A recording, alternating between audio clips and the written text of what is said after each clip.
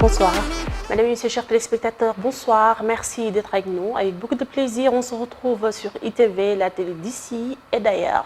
Rendez-vous avec Reçoit. Aujourd'hui, la grande diva Adji Kane Ouza Diallo ñu gën ko xam ci Adiouza tey nag moom la ñu seet si fii ci këram fas yéene sekk ak moom waxtaan nekk doom ci ki xamante ni moom mooy Ouza Diallo kenn dootu ko présenté fii ci Sénégal.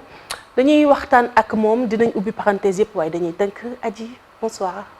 Bonsoir Billy maa ngi lay nuyu bu baax di remercier téléspectateurs yi ñuy seetaan di nuyu fans yëpp fépp fu ñu mënti nekkee ci Sénégal te tam di la dalal. merci beaucoup namoon nañ la trop. maa leen raw foofu Billy maa leen raw foofu sax. alors Adiouza kenn dootul la présenté fii ci Sénégal nga nekk artiste bu mag man mën naa ne sax nga nekk fecckat bu mag tamit alors bu ñu nee su ma la waxee Paris 2004 la lay fàttali cours yi nga jëloon solfège méttiwul nga boole piano batterie guitare ci jigéen ak way bi études yi. waaw boo ma nee Paris 2004 ça me renvoie direct à la France. muy dëkk boo xam ne dëkk bu mu miin la sax. dëkk boo xam ne fa laa jàngee. def fa sama cours solfège def fa tamit université. def fa sama master 2. à l'université Paris 8. donc bi ma jugee foofu rek nag ci laa ñibbisi vers les années 2008 ñibbisi wu ma woon sax dafa doon def aller retour yi Paris Dakar di def sama carrière en même temps di continuer samay études. donc boo nee 2004 rek ça me rappelle vraiment l'université l'ambiance de Paris 15e Paris 5e ñoom 6e 4e ça me rappelle Paris quand même carrément samay études en France. say études en France mais musique bi itam parce que en 2005 suñu fàttalikoo tuuti lan moo indi woon sa rapprochement ak le grand bassiste Samba Laobé Ndiaye du groupe Missal. Samba Laobé suñu histoire dafa anecdote bu drôle la. Samba Laobé bizarrement c'est ma mère qui nous a présenté Samba Laobé. D'accord. C'est ma mère. sama yaay moo amoon fit gisoon nañu ñun ñuy bi ñuy doog a yegg si Paris on avait des soucis. à s'intégrer et tout maa ngi doon nekk étudiante sama frère tamit étudiant. mais dañu bëggoon ci biir études yooyu ñu boole ci commencer liggéey pour mën a subvenir à nos besoins. parce qu'on n'avait pas un papa boo xam ne mën nañ di yónnee xaalis tout le temps donc fallait qu'on s'en sorte. Bien sûr. donc ci la sama yaay jëlee initiative am dem fekk Samba Laobé fi muy jouer jazz 3 maillet mu ne ko man j'ai 2 enfants yoo xam ne ñoo dàq woy Sénégal xam nga sama yaay moom dafa elle voit les choses en grand ne ko dama bëgg daal nga jëlal ma leen ci club bi nga nekk naan ko boo xamee ni ñu aayee ñaar ñooñu dañu aay tagguñu ci sama sam ne waa nañ ñëw rek ñu test leen nañ ñëw rek bizarrement bi ñu ñëwee sama frère sax moo njëkk dem ñu dem def test après pas tubaab bi fa nekkoon ndeysaan dem si yàlla bi jël ñu ci la ñu commencé di liggéey man noonu laa xamee Samba Laobé Ndiaye depuis boobu nag noonu la nekkee sama parrain tamit lépp lu may def waaye un grand bassiste tamit il faut le reconnaître kenn du wax basse fii ci Sénégal te doo tudd Samba Laobé Ndiaye bay na waaram ci basse Sénégal donc ci la xamee Samba Laobé Ndiaye ci la nekkee suñu parrain ba tey lépp lu ñu dugg rek moom mi ngi ci taxaw donc dem nañu ba affaire bi nekkatul juste des histoires d'amitié mais famille la ñu léegi ak Samba Laobé Ndiaye c'est vraiment une grande famille. très bien am na solo mais après loolu 2008 nga war a def sa maîtrise. exact war a def album ñaari ponkal cirque la. Ouais, parce que grand Cheikh Lo quand même il n'est pas n'importe qui. Ouais. sa papa il est comme ça. maîtrise bi fii album bi fii noo ko dundee woon. c'était pas facile quand même. Non, parce que sama bi may génnee album bi may génn non premier single parce que single moo njëkk génn balaa album bi génn bi may génnee single maa ngi woon licence j'avais pas de souci. c'était pas Nobel. voilà c'était Nobel Carmen ma reprendre benn opéra Carmen de Bizet bi may génnee single bi. maa ngi woon licence pareegu ma woon samay jàng donc dama doon def aller retour tout le temps dama doon def aller retour Paris Dakar pour yeggali samay études quoi après nag entre temps ci laa génnee album bi en 2010 je pense 2009 le single bi génn 2010 ma génnee album Maado en tout cas daal clip bi fàttaliku naa dal bi 11 septembre 2009. ouais je pense un truc de ce genre daal 2009 la daal. un truc de ce genre la Nobel njëkk génn. mais single boobu bi muy génn man maa ngi woon Paris di jàng maa ngi woon année de licence pareegu ma woon. donc après bi mu génnee lañ ma woo ne ma kaay y a des playback y a des contrats ma commencé def aller retour mais toujours maa ngi woon basé à Paris. ci noonu 2010 2011 laa yeggalee samay jàng 2012 ba 2013 laay doog a def retour définitivement au Sénégal mais quand même je résidais foofu à Paris di def foofu sama musique di continuer sama étude parce que man je me voyais déjà nekk ay star à la comme du même niveau au même titre que ay Angélique Kidjo man ñoo nekkoon samay modèle bi may commencé ñooñu ñoo nekkoon samay modèle ñooñu laa visé woon mais après yàlla ñëw dugal ma ci mbalax bi ma def benn son mu marché rek ci laa ñibbisee toog bañ fàtte sama objectif bi ma amoon à Paris nekk ci mbalax bi di mbalax ba nii macha allah mais bëggoon naa ñu des toujours ci sa cours solfège yi nga doon def parce que da nga boole piano guitare batterie ci jigéen. waaw xam nga noo ci génnee noonu. xam nga c'était man maa choisiroon def ay études en musique donc forcément boo bëggee def ay études en musique am na instrument yoo war a maîtriser. il le faut il fallait am na instrument yoo waroon maîtriser solfège aussi da nga ko waroon maîtriser donc ci laa concentré woo di jàng en même temps def sama conservatoire di nekk à l'université en même temps et puis di defaale musique di jouer waale ci cabaret bi ma lay wax ni les 3 mai joué naa fa pendant ay 2 ans doog a bàyyi ñibbi ci Sénégal donc dama doon valser entre les études les cours fële conservatoire ak di liggéey ci benn club bu ñu doon woowee les 3 mai les 3 maillots anecdote la de anecdote yu bëree fam kay comme yan rek comme boo ma mën a may rek boo xam ne moom franchement mënoo ko fàtte les 3 mai est-ce que fàttaliku daal yu bëri ah mais forcément fa laa jàngee en quelque sorte am na loo fa mos a dund loo xam ne premier pas en musique fa laa defee samay premier pas en musique c'était pas facile quand même c'était pas du tout mais facile. sa première expérience sur scène sama première expérience sur scène nag maa ngi ko amee fii nii à Dakar benn club la woon bu nekk Point E je me rappelle plus de son nom fàttalikuwuma club bi mais bi may njëkk yéeg sur scène dama waroon remplacer benn sama fille temps yooyu sama papa mi ngi amoon ay ouzettam et tout donc mu amoon benn ouzette bu absenté woon léegi ñu ne ma kaay nag tey yaa koy remplacer da ngay wéyantu ci kër gi et tout sama frère toujours sous l'initiative de mon frère mu ne ma kaay nga remplacer donc ci laa commencé oui mais c'était très difficile la scène c'était pas facile pour moi parce que dama nekkoon nit ku timide nit ku réservé donc ñu ne la kaay da ngay yéeg scène devant par exemple 100 personnes tu vas chanter donc j'ai pété un câble j'ai rien fait de bon loolu du ma ko fàtte dama yéeg rek jël micro musique bi jaar nii sama voix jaar na stress mooy def loolu stress la woon te tam début la woon tout début est difficile bien sûr benn début mettiwul rek benn début yombul je veux dire benn début yombul tout début est difficile donc loolu duma ko fàtte jamais donc c'était hyper difficile compliqué ndax dama bëri kersa de trop donc ñu bëgg ma tenir noonu un live d'une heure de temps devant un public non c'était très dur pour moi c'est ma première fois sur scène oui. C'était très dur très difficile alors Adji sa musique da nga ciy voyager ah oui dafa am ay couleurs. bu ñu fàttalikoo am na sa benn clip boo xam ne man daf ma marqué dama ko fàtte muy Samba. ah la Samba la Samba Mbala. alors mës naay wax ak un jour Fatou Waré ma koy nuyu au passage. mu ne ma da nga exigeant ci fecc. wax na dëgg. chorégraphie daf la amal importance. trop ci musique oui chorégraphie mën nañ ne bokk naa ci wéykat yi nga xam ne. ñi ko fi ñoo ko fi imposé quand même. tey bu ma gisee xale yëpp di ko def. tout le monde le fait. c'est un peu grâce à moi parce que man bi may ñëw ci musique bi les chanteuses c'était des divas. elles s'habillaient en diva daanuñu topp ay chorégraphes. c'était comme des modèles. voilà les chanteuses c'était des divas bi may ñëw ci musique bi donc bokk naa ci ñi njëkk ñëw imposer chorégraphie. di ànd ak fecckat yi di feesal sama scène ba mu fees dell. loolu amul woon au Sénégal dama daan feesal scène bi ba mu mat ay 20 danseurs sur scène ak danseuses donc bokk naa ci ñiy révolutionner un peu quand même.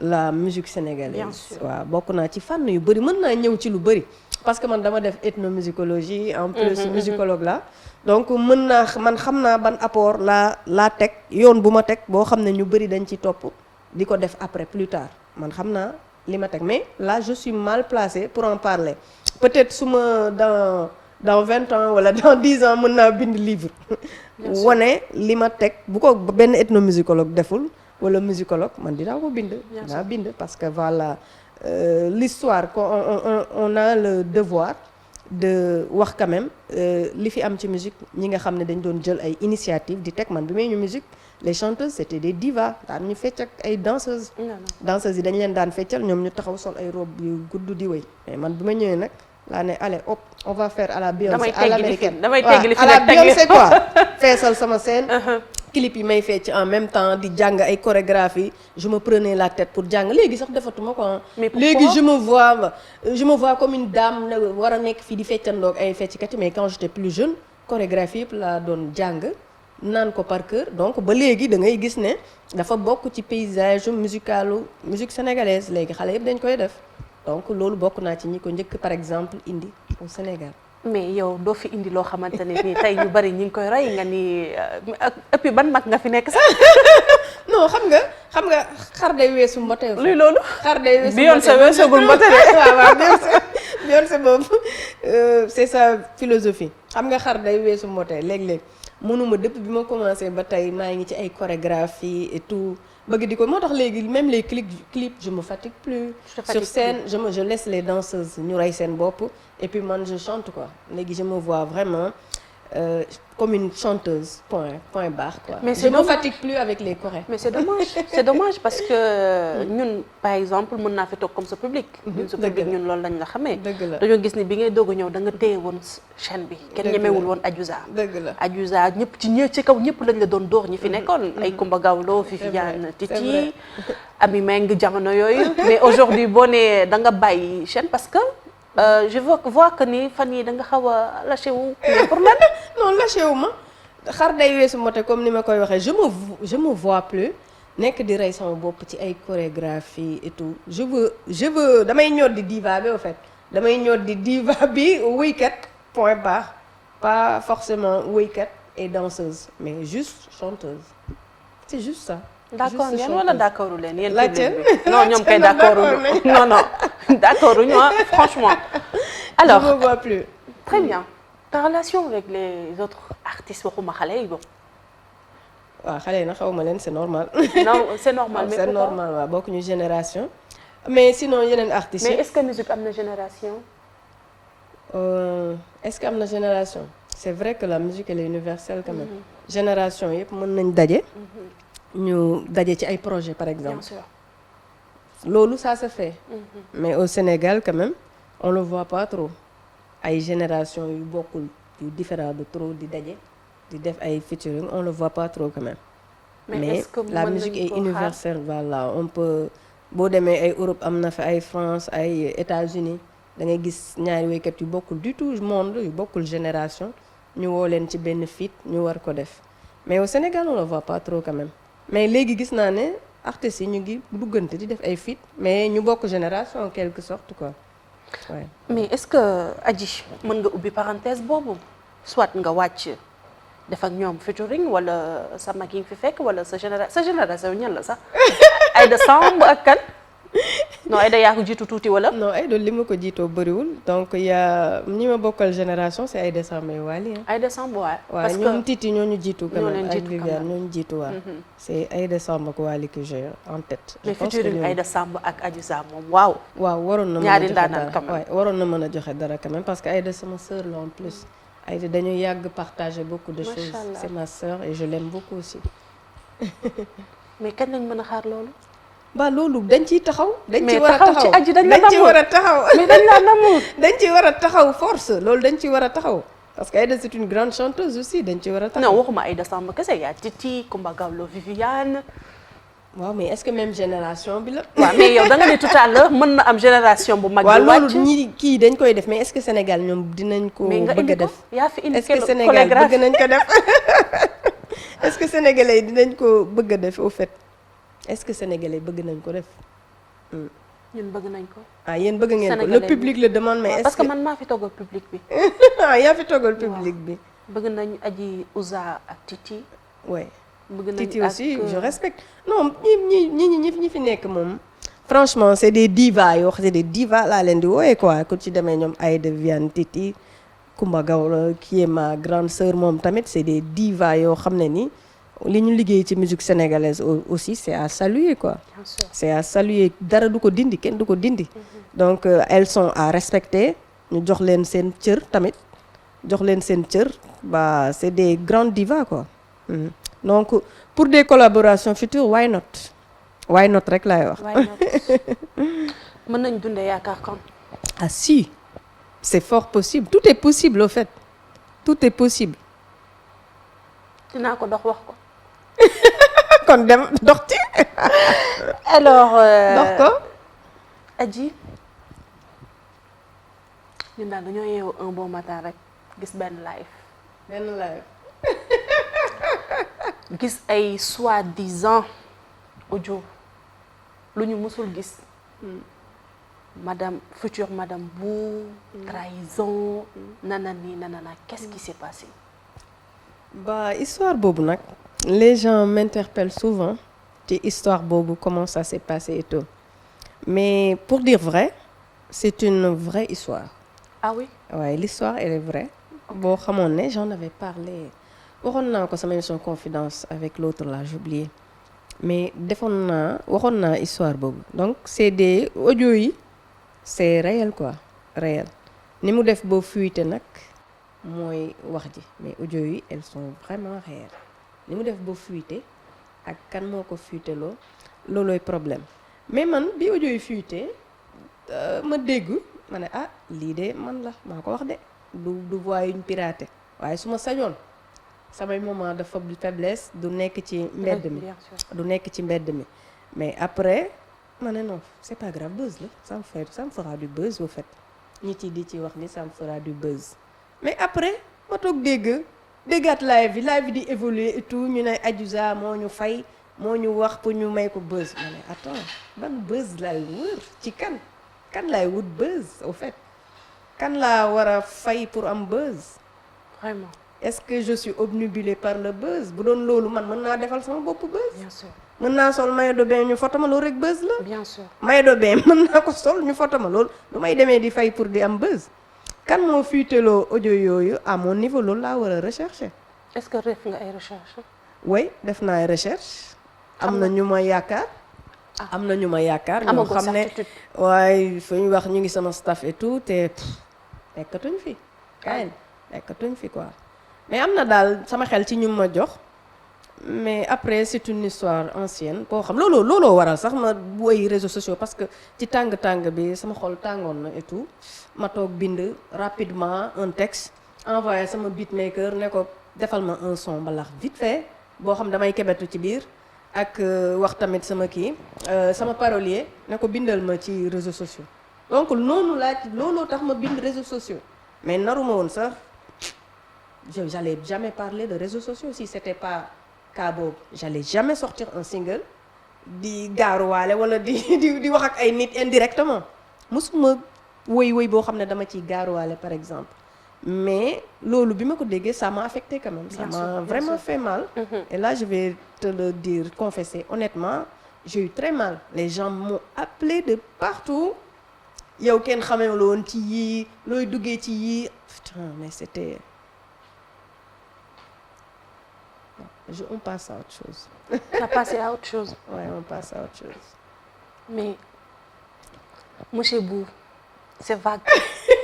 Non, en plus yow ngay ñëwaat ci kuy Bou. Non, c'est au fait monsieur Bou dafa laal ñaari personnalité publique ci Sénégal ñii naan peut-être c'est le Bou A ou Bou B. kuy kan mooy Bou A ou Bou B moi je les connais pas. mais est-ce que ñoom ñaar rek ñoo fi tudd Bou tamit Sénégal ba mu daj. bon xam nga ñi ci doon tudd bon damay jax mais est-ce que ñoom ñaar rek ñoo fi tudd Bou. Sénégal ba mu daj moo tax ma bëgg ñu leeral ko. alors kay mënuma ko leeral nag je protège kay waajooj kay je le protège. non pas le gars. ah non pas du tout. réellement bu dee Bou A la wala Bou B maa ngi koy démentir là non y a rien de tout cela. Voilà. Est-ce que xam nga kat mooy Bou A et Bou B. bah yow tamit maa ngi ci réseau yi. ah kon c'est bien lépp ñëw na man du ma seetaan. kon baax na du ma seetaan live mais lépp dugg na sama nopp. ah man gaa wax fa dëgg musuma toog seetaan live mais lépp dugg na sama nopp mën naa la ko waatal ku ma tegal kaamil ma waat ma waatal la ne la man du ma seetaan live. Bien sûr. même bi ñuy wax ci man billaahi dégluwuma ko j'ai pas écouté mais loo xam ne bu ëppee loxo day wax yi day ñëw ci yow même boo duggul lire automatiquement les gens t'appellent oui. les gens commentent sur mon Facebook samay mur naan ma xanaa buubi yow dalaa harcèlement tray oui. non attends c'était vraiment difficile je l'ai mal supporté je l'ai vraiment mal supporté ça m'a kawote quoi kaw debout kaw debout mais après xam nga Sénégal moom buzz yàggul buzz en une semaine ñu wax ci leen après on passe à autre chose heureusement qu'on est passé à autre chose heureusement les réseaux sociaux pour man c'est pas tu as dit tout à l'heure que mosoo way di gaaruwaale pour man du woon gaaruwaale message booy oui boo lancé la pour ñëpp la voilà parce que chaque jour réseaux sociaux am victime mu nekk artiste influenceuse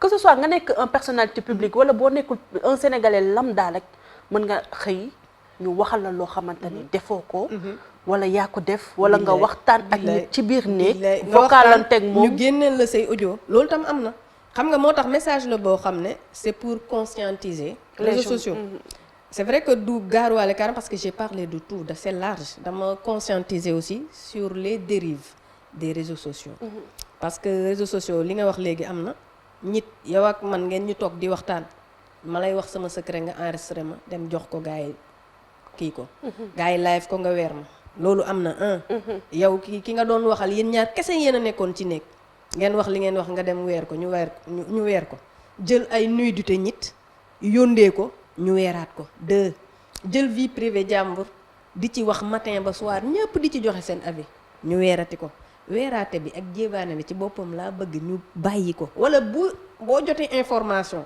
woowal la personne concernée comme journaliste yi va vérifier l'info appelle la personne boo ko jotul xolal staffam xolal ñi ko jege xolal ay mbokkam nga vérifier sa info balaa ngay liveal nit ki parce que léegi attention les liveurs sont hyper suivis ils sont hyper ñoom rek la ñuy suivre. est-ce que gënuñu leen seetaan sax que télé. mais bien sûr est-ce que gënuñu leen seetaan que télévision yi. bien sûr donc ñoom dañu war a am esprit journalistique boobu balaa ngay liveal nit ki assure-toi que liñ la yóndee c'est vrai mais nit man mën naa contre nit ñëw ma yow mën naa la contre dem ci benn liveur ne ko gis naa ko jëkkëru jàmbur fële et tout mën naa la sosa bien sûr dem jox leen preuve yomb naa defar léegi dëkk bi ak IA yeeg yooyu preuve yomb naa am léegi soxlootul preuve yow waxal rek defal photo mën naa la koleel sa benn photo ak benn waay ne la yow la yaa ko def yaa ko wax après du mujj fenn bien sûr donc nañuy vérifier muy chroniqueurs yi ñoom ñëpp laay waxal chroniqueur liveur influenceur journaliste yi ñoom tàmm nañ loolu dañuy vérifier dañuy woote laajte ba pare les vrais journalistes waaw les vrais tu as raison de dire les vrais ñoom information certifiée la ñuy joxe voilà ñoom tàmm nañ loolu dañuy vérifier seeni info léeg-léeg ñu denc seen source léeg-léeg ñu waxee seen source loolu ça les concerne mais pour ñeneen ñi daal parce que sont hyper suivis quand même muy influenceurs yi sont hyper suivis nañuy vérifier seeni info parce que juk rek taf photo nit ki commencé di wax c'est perturbant man de ça me perturbe xaw ma nag ñeneen ñi mais c'est perturbant quand même c'est perturbant mais dañu dem ba léegi mën nañ fa taf photo nit ku ci mel ni man dana c'est pas vrai dem jàll ci leneen mais parce que c'est ça au fait voilà c'est ça donc daal il faut vérifier man daal loolu lay conseiller bu dee dinañ ma déglu bu dee faalewuñu ma nag c'est pas grave mais bu dee dinañ ma déglu ñuy vérifier seeni info quand même très bien parce que c'est dur alors am na solo alors après réseaux sociaux sûrement yaa ngi wàcc beneen single waaw forcément mois de décembre ñu ngi voilà waajaat xam nga da nga mën mbëggeel nag forcément mois de décembre dañuy kii parce que single bi dama ko génnoon comme ni ma la ko wax pour conscientiser message les messages la bu ma bëggoon lancer coûte que coûte parce que sa xol la nekkoon voilà sama xol bu ma ko génneewul rek du ma nekk lu leneen lu ma génnoon tam du ma neex fallait ma génnee lii pour conscientiser les Sénégalais sur les dérives des réseaux sociaux et je vais me rapprocher de plusieurs organismes pour def ay collaboration sur les manières d'utiliser Internet sans pour autant offenser les gens mais en créer tenant des contenus voilà en tenant compte de l'humanité des gens pourquoi pas les influenceurs sénégalais ñuy jéem a créer tamit au lieu di toppandoo chaque fois une nigérienne bu def benn challenge nga war ko toppandoo jënd yëre yi créez vous-même essayez de créer xam nga réseau bi dañ fi war a nekk dañ ko war a développer franchement pourquoi ñuy toppandoo ñeneen ñi franchement. pourquoi ñuy toppandoo ay ivoirienne wala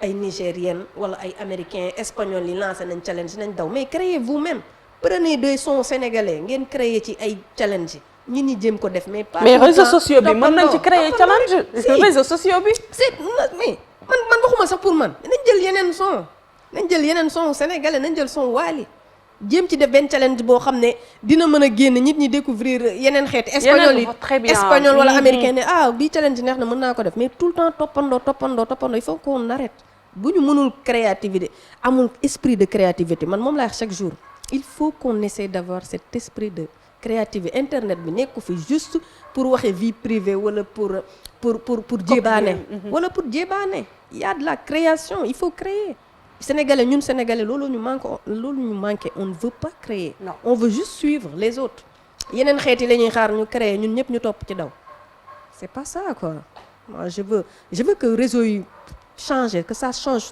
un peu waxuma ñeneen ñi bu ñu def lu ñuy def mais quand même qu'il y ait autre chose qu'il y ait pas que du jébaane et des lives par exemple sur TikTok ak sur YouTube qu'il n'y ait pas que ça il faut qu'on essaie de créer des choses yoo xam ne on va sortir le Sénégal de l'ombre ñeneen ñi xam ñu feneen man tey je serais trop fier benn influenceur bu defoon benn affaire boo xam ne monde bi yëpp dañ koy topp di ko suivre. bien sûr je serais très fier te fierté Sénégal lay doon bu boobaa mais pas tout le temps ñu nekk ay suivistes loolu lay jooy chaque jour. moom la ñëpp di jooy chaque jour message bien reçu alors parlons de l'album. yaa ngi ci préparation album. non actuellement c'est des singles qui vont sortir. L'année dernière j'avais sorti déjà un album mooy li ma doon. wax keroog sama confidence que j'avais perdu beaucoup d'argent bien sûr en sortant l'album en 2023 mais actuellement il y a que des singles qui vont sortir nga pose album décembre waaw album non génne woon naa 2023 balaa may génneeti forcément ay 2026 et yooyu mais 2025 ce sera l'année des singles quand même que des singles. ok man dama mësoon dégg ci benn interview Beyoncé mu ni single moo gën a mën a dox que album. c'est vrai pour jaay album léegi c'est difficile. oui c'est vrai que single il y a moins de dépenses c'est même effet la que l'album moom même effet la. ok boo amee benn hit en single c'est pareil qu'un album c'est pareil ou bien même plus li mu lay rapporter. c'est plus sax que sortir un album donc ci man album single tout ça c'est pareil l'essentiel c'est d'exister. alors parle-moi de Adji pas Adiouza. Adiouza c'est l'artiste oui mais parle-moi de Adji. Est-ce que Adji c'est une femme soumise, dominatrice wala féministe? am na un peu de tout hein. Ah bon? Mais je ne suis pas du tout dominatrice. Ok. Par contre là je sais rester à ma place mais quand même je défends mes idées. Je suis une puritaine insoumise alors. Insoumise comme pas possible. Insoumise ba nga xam ne man sama bopp sax damay jàngal lu waay bëgg ma def daf may wax contraire bi pour ma def beneen sens bi parce que dans sama bopp rek laay déglu je suis insoumise ah après gëm sama bopp aussi gëm sama bopp li nekk sama xel moom laay def ñi ci dañuy conseiller ba sonn mais man su ma amee quelque chose dans la tête bu ma ko deful damay dee en fait. Donc Adji dafa dëgër bopp. oui carrément dëgër bopp derrière cette apparence calme et tout je reste koo xam ne ni dama gëm sama bopp gëm li may def donc dara frégewu ma donc damay suivre sama chemin damay suivre sama route te dara impressionné wu ma en quelque sorte rien ne m'impressionne dans la vie donc teel naa yar sama bopp ci loolu ba bëgg-bëgg yi bariwul bëgg-bëgg yi par contre bëgg-bëgg yi bariwul je suis insoumise mais samay bëgg-bëgg bariwul duma laajte lu bari góor parce que samay bëgg-bëgg bariwul nekkuma ci or yeeg jamaa non bling bling pas du tout lenn rek mooy sama défaut insoumise quand même mais sur les autres plans voilà je reste une femme naturelle et simple. Très bien. Alors donc booy dégg ne nga doon laaj góor lu bari sûrement yaa ngi dégg góor du projet yow ci ban dégg-dégg nga ko jëlee loolu góor du projet noo ko déggee. je sais pas qui a sorti ce concept là xaw ma ku ko génnee mais concept boobu réfléchir naa ci pendant ma xool pendant une année ma ni kii est-ce que duma ko ci defal son sax góor du projet ram boobu. tellement mais après dama dem toog ma gis ñiy wax góor projet yëpp ni ñu mujjee ma ne est-ce que ñu nekkuñu ci erreur parce que quand même bi ma njëkkee dégg terme bi dafa ma neexoon quoi. xam nga comme je suis insoumise dafa ma neexoon bokkoon naa ci joon wax dëgg la góor du projet. mais noo ko yow noo jëlee góor du projet. Ok ban conception laa ci am nga ci am oui par contre góor du projet ci benn sens ñu jéemal xool loo ñafelee sa bopp munoo compter par exemple sur un mari wala compter sur un papa wala sur des frères. xoolal man noonu laa jëlee góor du projet. Très bien. noonu laa jëlee góor du projet. ngay jéem a ñafel jigéen ju mën góor a fet da ngay jéem a ñafel sa bopp. doo jël sa vie yëpp teg ko ci mariage la wala sama jëkkër nii man da ngay ñafel sa bopp quoi man comme insoumise la góor du projet nag noonu laa ko jëlee woon. une femme mais battante non loolu mooy góor du projet. looluy góor du projet. c'est que dafa am ñu comprendre pour ñoom dañ leen ne bu leen dem sëyi voilà bu leen dem sëyi mais battante man noonu laa ko jëlee woon. c'est ça góor du projet c'est une femme battante waxuma doo dem sëyi. ay jigéen lañu donc da ngay sëy on est appelé à avoir des enfants. Bien sûr. kan moo bëggul dem sëy ban jigéen moo rêvé wul bu muy xale ñu solal ko robe de mariage mu dem sëy dama koy wax en général kenn musul rêvé divorcé. non divorce kan moo koy rêvé. kan mooy rêvé bi nga nekkee xale naan man su ma marié ba pare nii lay divorcé au contraire. mariage ngay rêvé. mariage ngay rêvé mais nag boo duggee ba ci biir boo gisee loo xam ne y a pas le respect manque de respect kenn faale teewloo on te considère pas da ngay am dignité tuuti. nga xam nan ngay def mais conseillé wu ma kenn mu divorcé man duma conseillé loolu man sama rakk yi sax ak yooyu bu ñu amee problème ci seen sëy man maa ciy dox. man je suis contre le divorce par contre.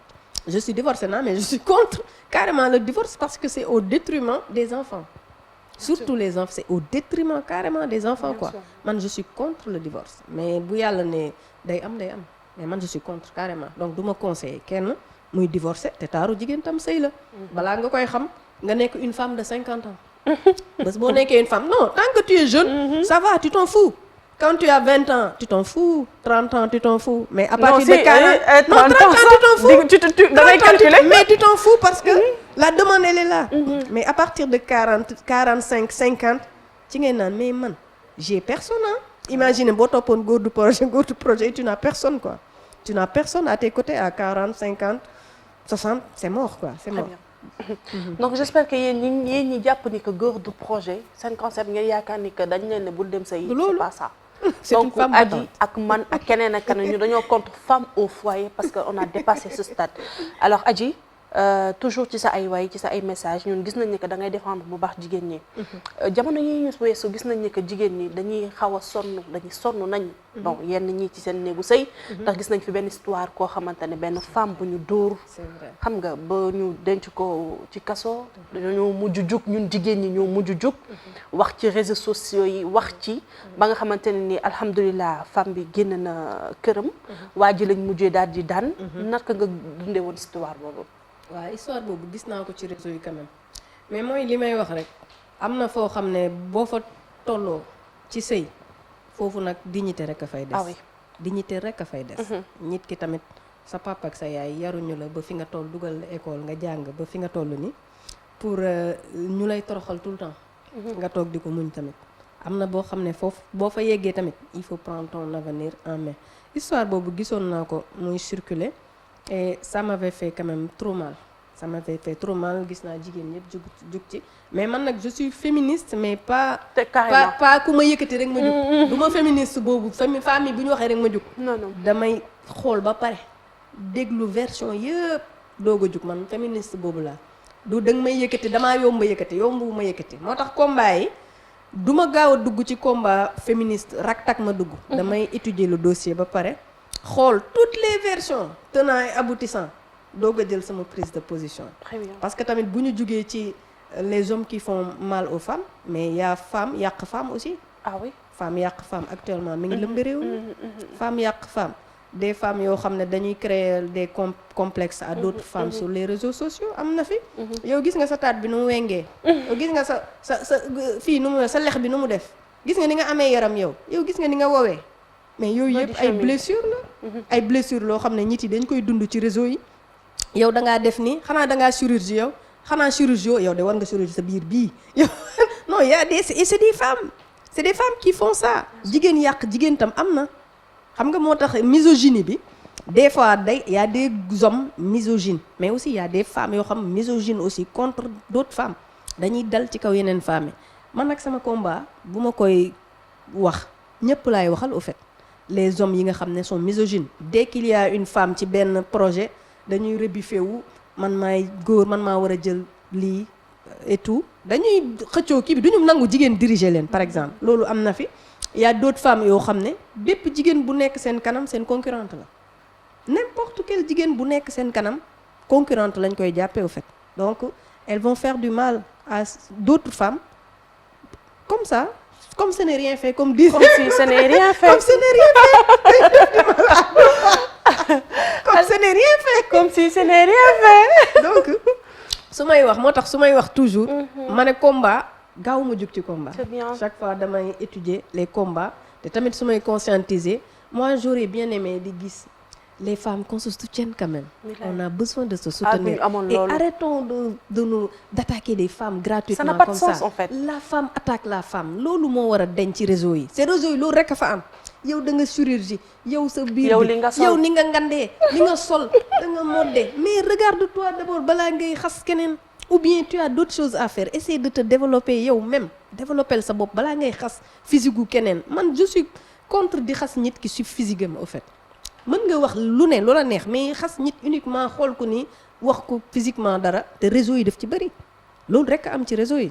sur les réseaux et partout même à la maison. oui ah bon même ah oui xam nga bu njëkk ba.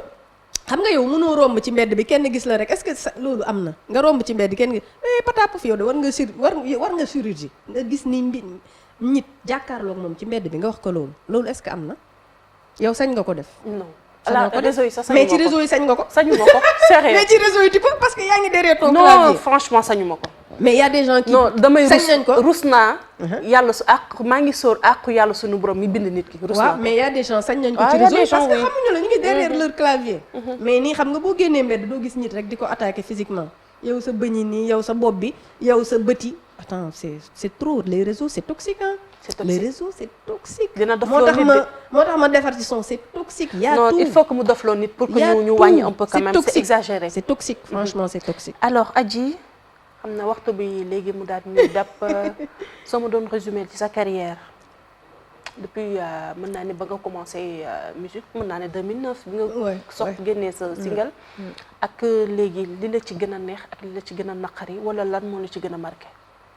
man nag du ma def lu dul remercier surtout les Sénégalais parce que les Sénégalais dama leen di gërëm di leen gërëmaat parce que am na foo xam ne teg nañ ma fa man sax ñemeetu ma def yenn yi léegi parce que respect bi ma Sénégalais yi jox man rus naa sax di def li yenn yi léegi lu may def rek maa ngi xalaat Sénégalais yi buñ ko déggee nan lañ koy gisee ndax respect biñ ma jox nekku maguma fi ci artistes yi mais am na cër bu ma Sénégalais yi jox boo xam ne moo tax mënuma def dara moo tax mënatuma def dara sax laay wax su ma xalaatee les Sénégalais fi ñu ma teg rek respect bi ñu ma jox noonu dama naan est-ce que j'ai le droit de faire ceci de faire su ma bëggee des fois m'amuser un peu xam nga rek nit rek la quand je veux m'amuser et tout nit kese la aussi je me dis Sénégalais yi fii lañ ma teg de mbaa buñ ma gisee ci lii duñ ko gisee neneen mbaa buñ ma gisee ci lële duñ ko gisee neneen donc damay réfléchir tout le temps dans ma tête donc di leen gërëm ci loolu di wax ci sama carrière nag li ma ci gën a marqué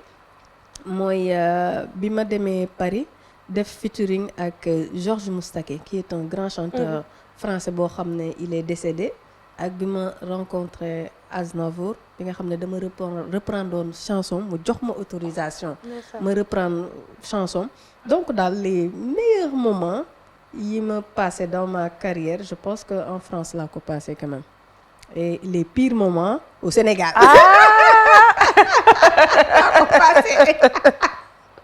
ñaaw na nga joué.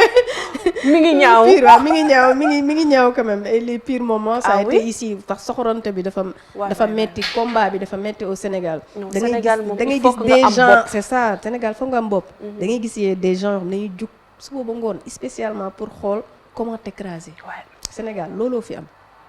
même bu dul ci musique bi kese. mais loolu moo fi am même bu dul ci musique bi kese yow animation lépp ku nekk li ngay def. am na yoo xam dañuy jug spécialement chaque jour pour regarder comment t'écraser rey la ba nga dee kenn dootul wax say wax am na ñoo xam loolu rek lañuy def donc muy loo xam ne tam daf ma marqué ci showbiz Sénégal ak ñi nga xam ne sikkoon nag ñoom jàmm léegi déggatoo leen fenn aussi doo leen déggati fenn boo leen demander service ba ñuy lay tànqamlu et tout donc c'est pas facile le showbiz sénégalais c'est très difficile.